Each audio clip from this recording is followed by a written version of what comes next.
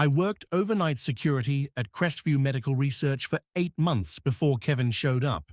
The job was simple. Walk the building every 2 hours, check the doors, monitor the camera feeds, and make sure nobody broke in to steal equipment or research data. The facility was mostly empty at night, just servers humming in locked rooms and the occasional lab tech finishing late. I liked the solitude. I'd bring my laptop, catch up on shows between rounds, and collect an easy paycheck while the rest of the world slept. The building itself was a maze. 3 floors, long, sterile hallways with identical doors, fluorescent lights that buzzed like trapped insects. Some sections required keycards I didn't have. Executive offices on the 3rd floor, the animal research wing in the basement. I was told to note anything unusual in those areas, but never go inside. Fine by me. I wasn't getting paid enough to be curious. My supervisor, Dale, called me on a Tuesday in late September. "Got some good news," he said, though his tone suggested otherwise. "We're bringing on another guard, Kevin Marsh. He'll be covering some of your shifts, maybe working alongside you on weekends. Company wants better coverage." I didn't need better coverage. I'd been handling 5 nights a week just fine. But I didn't argue. Dale didn't make those decisions. Kevin started the following Monday. He arrived exactly on time for the 11 p.m. handoff. Tall, maybe 6'2", with short brown hair and a face that was hard to read. Not unfriendly, just blank. He wore the same uniform as me. Navy blue polo, black pants, flashlight, and radio on the belt. He smiled when Dale introduced us, but it didn't reach his eyes. "Rachel, right?" he said, extending his hand. "Yeah, nice to meet you." His handshake was firm. His palm was cold. Dale walked him through the basics: the route, the logbook, the camera monitors in the security office. Kevin nodded along, asking occasional questions. He seemed competent, professional. I told myself it'd be fine having someone else around. That first week, we worked separate shifts. I had Sunday through Thursday. He covered Friday and Saturday. I didn't see him except during the brief overlap when we traded off. He was always polite, always punctual. He'd ask how my night went, and I'd give the standard answer: quiet, uneventful, same as always. But on Thursday night, I came back from my midnight round and noticed something off. The security office was small, just a desk, 2 chairs, and a wall of monitors showing feeds from 32 cameras throughout the building. I'd left my coffee mug on the desk, half full. When I returned, it had been moved, just slightly, maybe an inch to the left. I stared at it, trying to remember if I'd bumped the desk on my way out. Maybe. Probably. I sat down and pulled up the camera history on the computer, rewinding to when I'd left the office. The feeds showed empty hallways. Nothing moved except the timestamp in the corner. I fast-forwarded. At 12:14 a.m., a shadow crossed the camera outside the security office door, just for a second, barely visible. I rewound and watched again. There, a flicker of movement. Someone walking past, but the hallway was a dead end. The only thing back there was a storage closet and the server room, both locked. I checked the access log. No keycards had been used in that area all night. I told myself it was a glitch. Old cameras, bad wiring. It happened sometimes, but when I picked up my coffee mug to take a sip, I noticed something else. It was warm, like someone had just made it. The weekend passed without incident. Kevin worked Friday and Saturday, and when I came in Sunday night, everything seemed normal. The logbook showed his neat, blocky handwriting, all clear, no issues. I didn't mention the coffee mug. It sounded paranoid, even in my own head. But over the next 2 weeks, small things kept happening. I'd find doors propped open that I knew I'd closed. My locker in the break room, sealed with a combination lock, would be slightly ajar when I arrived, though nothing inside was missing. Once, I came back from a round to find the security office chair adjusted lower than I'd left it, as if someone taller had been sitting there. I started taking photos on my phone before I left the office. The chair height, the position of my water bottle, the angle of the keyboard. When I returned, I'd compare. Sometimes things matched. Sometimes they didn't. On October 12th, I worked my first overlapping shift with Kevin. Dale had scheduled us both for a Saturday night. Something about a special delivery coming early Sunday morning that required 2 guards on site. Kevin arrived at 11 p.m., same as me. We nodded to each other in the parking lot, and he held the door open as we entered together. "Quiet night ahead," he said. "Usually is." We sat in the security office, splitting the camera monitors between us. He took the left bank. I took the right. The building was completely empty except for us. No late-working researchers, no cleaning crew. Just the hum of the HVAC and the distant buzz of the lights. At midnight, I stood to do my first round. "I'll come with you," Kevin said, rising from his chair. "You don't have to. One of us should watch the monitors." Dale said we should walk together on double shifts. Safety protocol. I didn't remember Dale saying that, but I wasn't about to argue. We walked in silence, our flashlights cutting through the dim hallways. Kevin stayed a few steps behind me, close enough that I could hear his breathing. The building felt different with someone else there, smaller, more claustrophobic. I was used to the solitude, the predictable rhythm of my own footsteps. We checked the first floor, then took the stairs to the second. As we walked past the East Wing labs, I heard it. Footsteps. Not ours. Somewhere above us. I stopped. Kevin stopped. "You hear that?" I whispered. He tilted his head, listening. "Hear what?" The sound had stopped. I waited, holding my breath. Nothing. "Maybe the HVAC," I said. "Maybe." We continued the round. When we returned to the security office, Kevin sat back down, without a word, and stared at the monitors.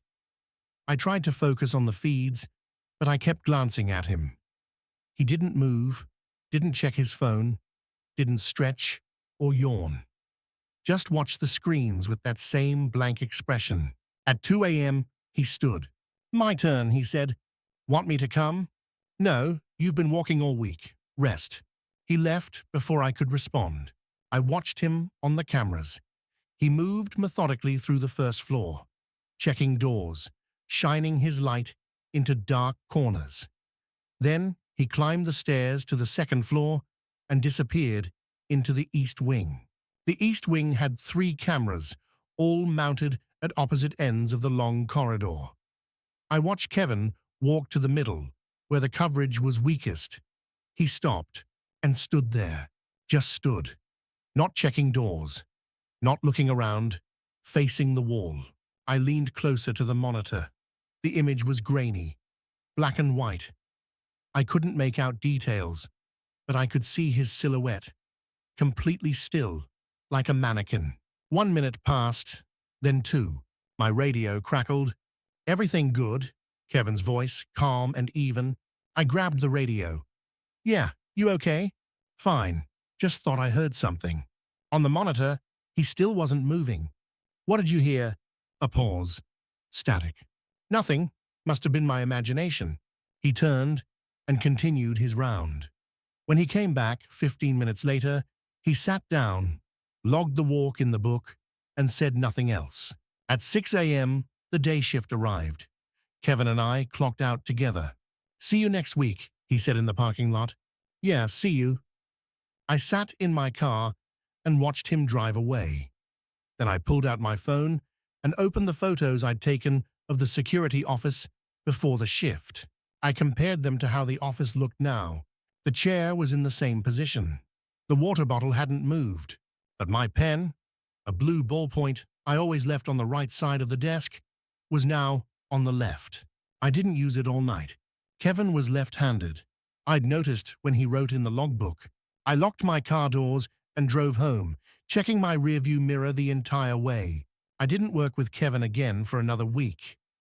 Our schedules stayed separate, me on weeknights, him on weekends. I told myself I was overreacting, so he stood still in a hallway for 2 minutes. Maybe he was tired. Maybe he did hear something. And the pen? I could have moved it myself without thinking, but I couldn't shake the feeling that something was wrong. On Tuesday, October 22nd, I arrived for my shift and checked my locker in the break room, like always. I kept my backpack there during rounds. Wallet, keys, personal items I didn't want to carry. The combination lock was secure. I spun the dial, opened it, and froze. My car keys were on top of my bag. I always kept them in the outer pocket. Always. I was obsessive about it, ever since I'd locked myself out in a parking garage years ago. Outer pocket, zipped shut. Now, they were sitting loose on top, as if someone had taken them out and forgotten to put them back properly. I checked my bag. Everything else seemed untouched. Wallet, phone charger, headphones. But my work schedule, a printed copy I kept folded in the front pocket, was missing. I went straight to Dale's office. He was packing up to leave, tired and irritable. "Dale, I think someone's been in my locker." He sighed. "Did you forget your combination?" "No, someone opened it. My keys were moved, and my schedule's gone." "Rachel, those locks are your responsibility. If you left it unsecured, I didn't." He rubbed his eyes. "Look, I'll check the break room camera, but honestly, you probably just forgot. It's late. You're tired. Can you check tonight?" "I'll look tomorrow. I've got to get home." He left. I stood there, alone in the empty hallway, my pulse hammering in my ears. I went back to the security office and pulled up the break room camera feed myself. I rewound to 10:30 p.m., half an hour before my shift started. The break room was empty. The camera had a clear view of the lockers. At 10:47 p.m., Kevin walked in. I sat forward, gripping the edge of the desk. He went straight to my locker. No hesitation, no checking the other lockers, just mine. He reached up, too high for the combination lock, and did something I couldn't quite see. The angle was wrong. Then he opened the locker. He stood there for 30 seconds, looking inside. Then he took something out, too small for me to identify on the grainy feed, and put it in his pocket. He closed the locker, walked out. I rewound and watched again. And again. He knew which locker was mine. He knew how to open it. My hands were shaking. I grabbed my radio, then stopped. What would I say? Kevin opened my locker. Dale would ask why. I'd have to explain the coffee mug, the pen, the chair. I'd sound paranoid, unstable. I checked the employment records on the shared drive instead, something I probably wasn't supposed to access, but Dale's password was taped under his keyboard. I found Kevin's file. Name, Kevin Marsh. DOB 03/15, 1988. Previous employment, Sentinel Security Solutions, Greenfield Industries, North Point Medical. References listed with phone numbers. I called the first reference, a manager at Sentinel Security named Bill Howell. The phone rang 4 times before a groggy voice answered. "Hello. Hi, I'm calling from Crestview Medical Research. We recently hired a Kevin Marsh, and I'm verifying his employment history. Did he work for you?" A pause. "What? Kevin Marsh? He listed you as a reference?" "Lady, I don't know any Kevin Marsh, and I've never heard of Sentinel Security." My stomach dropped. "You're Bill Howell?" "Yeah, but I work at a tire shop. I don't know what you're talking about." I hung up. I called the second reference. Disconnected number. The third rang endlessly. No voicemail. I sat back, staring at the monitors. Kevin's references were fake. All of them. Dale hired him anyway. Or maybe Dale never checked. I opened the camera history and searched for Kevin's previous shifts. I started with last Friday. The footage showed him walking his rounds, same as always. But at 2:30 a.m., He entered the third-floor executive wing, the area I wasn't cleared for. He used a key card. I checked the access logs. No entry recorded. I watched him disappear into an office. 17 minutes later, he came out holding a folder. He took it downstairs to the security office and spent the next hour reading. I fast-forwarded through more shifts. He did it again on Saturday, and the Saturday before that. He was accessing restricted areas, regularly, with a keycard that didn't log. I checked my own shift history. On 3 separate occasions, the cameras in the East Wing had gone offline for exactly 12 minutes during my rounds. All 3 times, I'd been on the first floor. Someone had disabled them remotely. I pulled up tonight's live feed. Kevin wasn't scheduled. I was alone. Or I was supposed to be. I checked the parking lot camera. Kevin's car was parked in the back row. My breath caught. I grabbed my flashlight, my radio, and my phone. I didn't know what I was going to do. Confront him? Call the police? But I needed to know where he was. I left the security office and moved quickly down the first-floor hallway, checking each room. Empty. I climbed the stairs to the second floor. My radio crackled. "Rachel," Kevin's voice. Calm, close. I stopped, frozen on the stairwell landing. "I know you're looking at the cameras," he said. "I know you saw the break room footage." I didn't respond. "You should have left it alone." I turned and ran back down the stairs. My footsteps echoed. Behind me, I heard a door open. I reached the first floor and sprinted toward the exit. I slammed into the crash bar. Locked. It shouldn't be locked. Fire code required it to open from the inside. I spun around. The hallway behind me was empty, but I could hear footsteps. Slow, deliberate. Coming closer, I ran toward the side exit, my flashlight beam jerking wildly across the walls.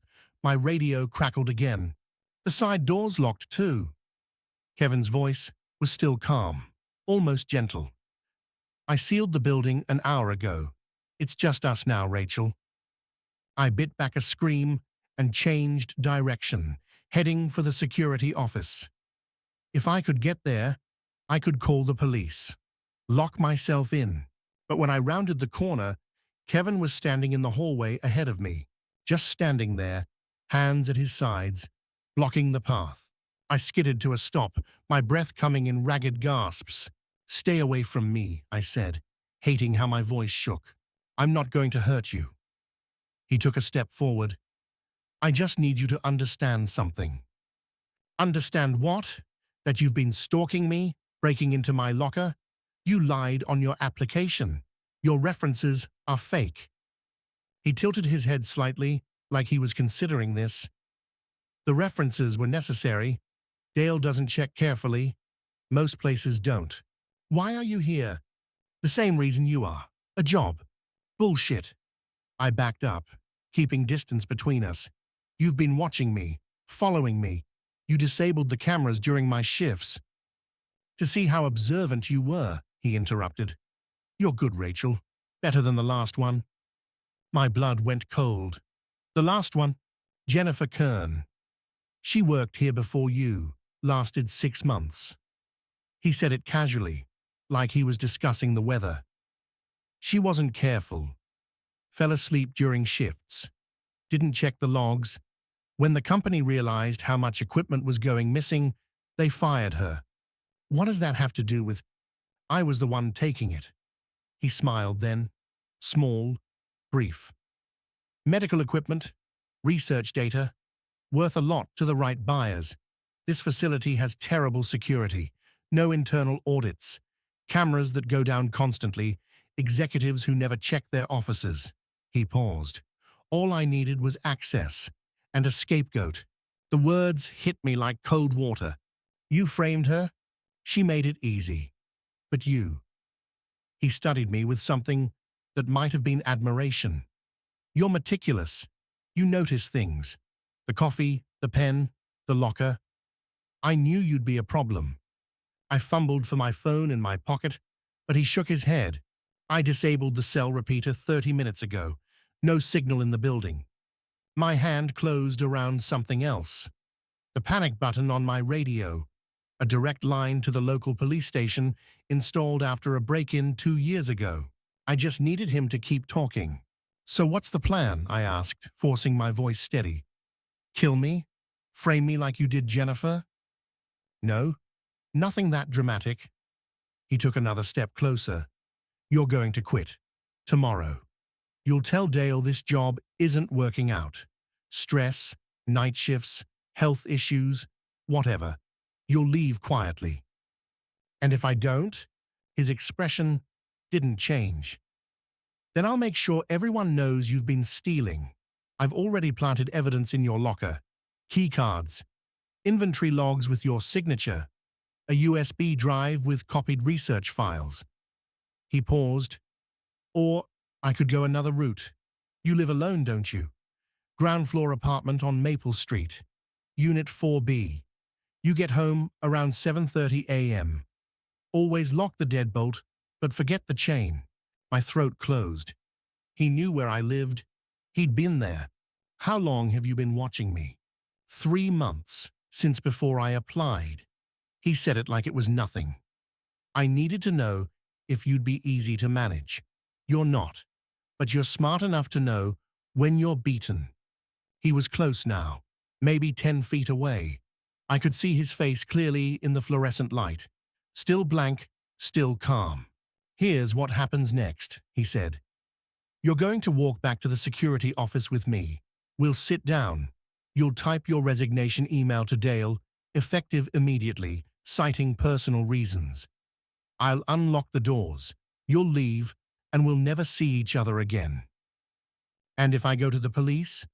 "With what evidence? Fake references.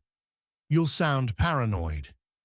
And when they search your locker, they'll find stolen property.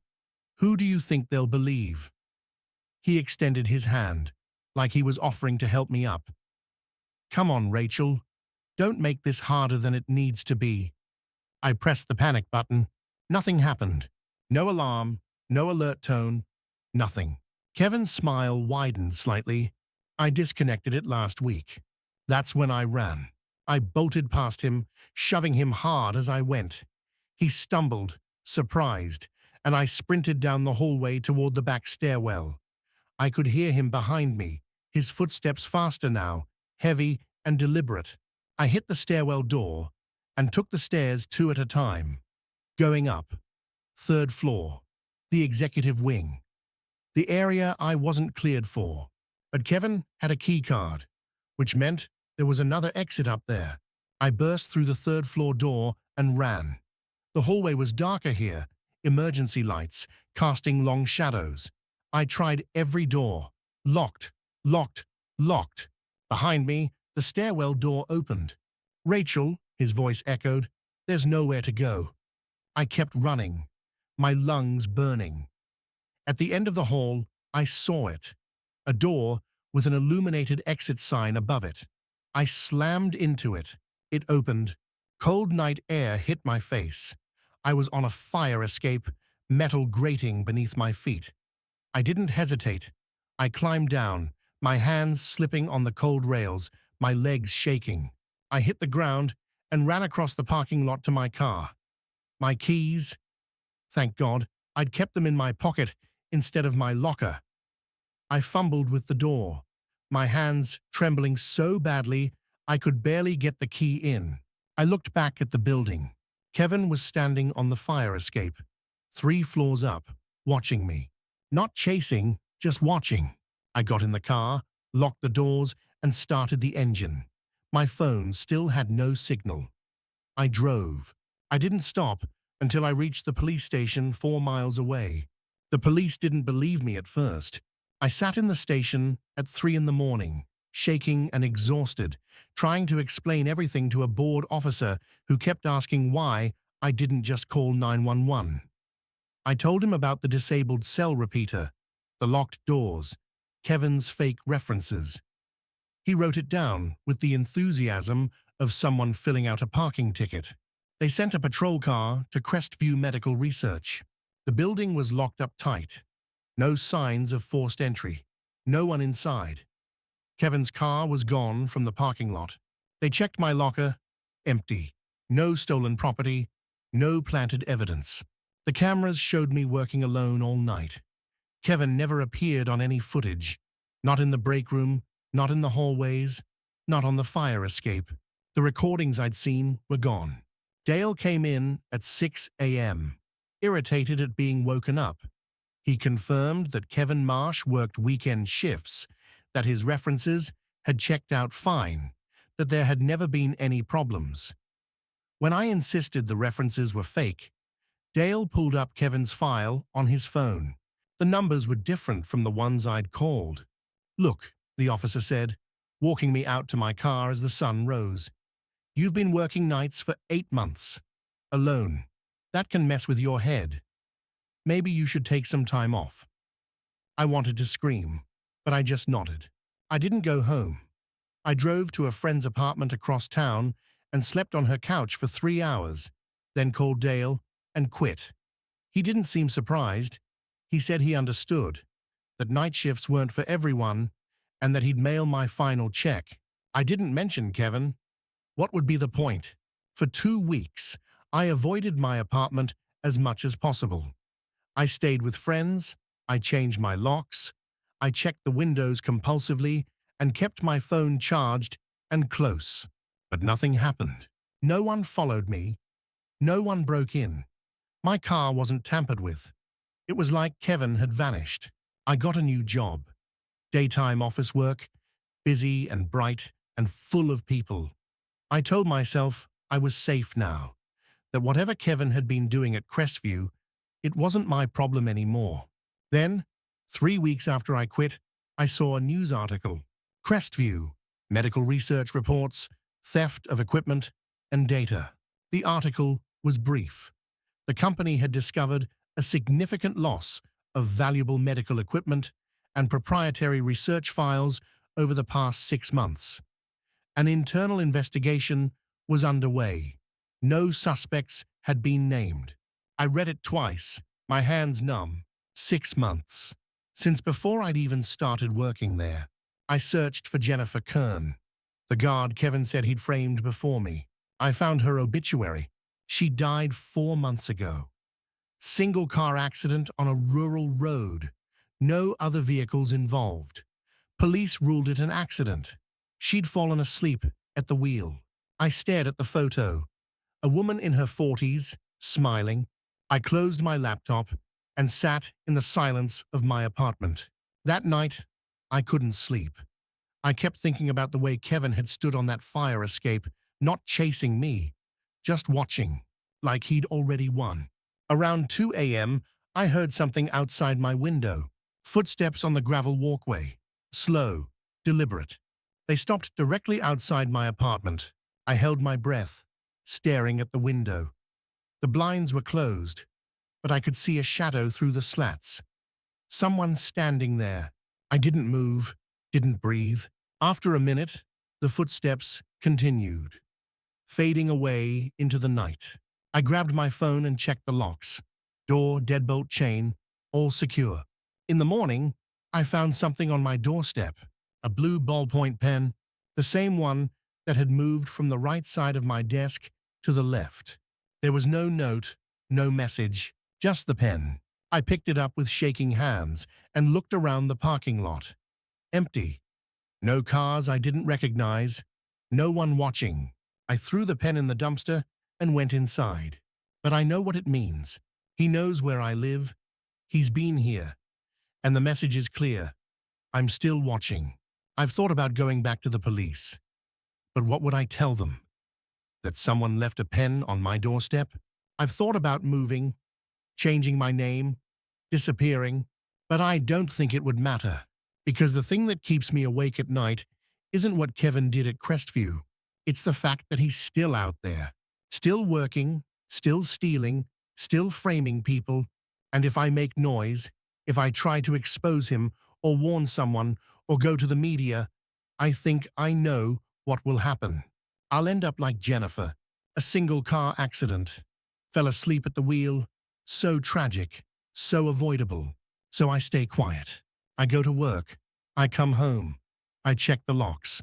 And sometimes, late at night, I hear footsteps outside my window. Slow, deliberate, and I lie there, in the dark, not moving, barely breathing, waiting for them to fade away. They always do, but I know someday they won't.